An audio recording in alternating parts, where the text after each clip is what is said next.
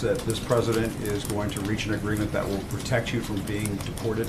You should. I think you saw that. You guys got to come into the room in a pretty unprecedented way and sat in there for almost an hour listening to the president talk about it, listening to the president commit to getting a solution on this. Right now we're counting on Republicans and Democrats to come together, which we think they will, to make a deal on DACA and on border security, which is a vital part of that conversation and something that we insist be part of it. And a quick follow-up on FISA. There seems to be a pattern, and correct me if I'm wrong if there is no pattern, where the president watches something on Fox and Friends and then he tweets about it. Apparently this morning, one of their personalities, Andrew Napolitano, said that this is not a good deal, Mr. President, don't do this. And then he went on Twitter and tweeted about the FISA program.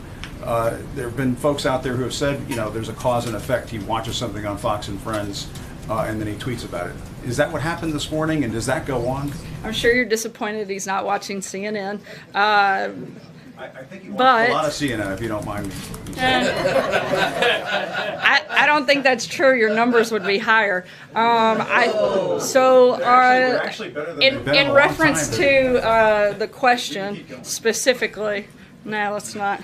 In response to the question, as I just said, the president has a great deal of understanding. This is top of mind. He was talking about it last week. He is issued a presidential memo on it.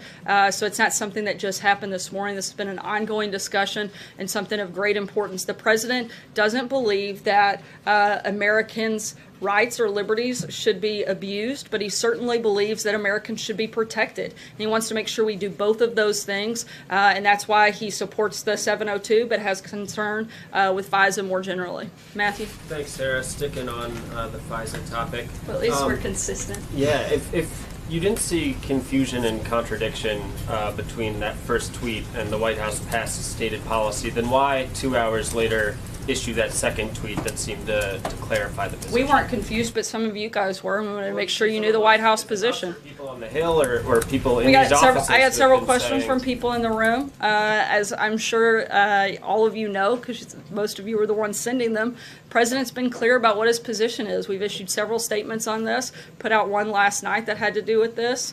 Look, I can't be more clear. I'm speaking on behalf of the president, on behalf of the administration, on what our position is, and I think I've laid that out several times here today. Blake? Sarah, on Medicaid and what CMS put out today, critics would say you need to be healthy to get a job in the first place. How are they wrong? Look, certainly we want the American workforce to be healthy, and we're focused on helping improve health care across the board, but we also want people to have jobs. We're working on both of those things simultaneously. I don't see how that conflates.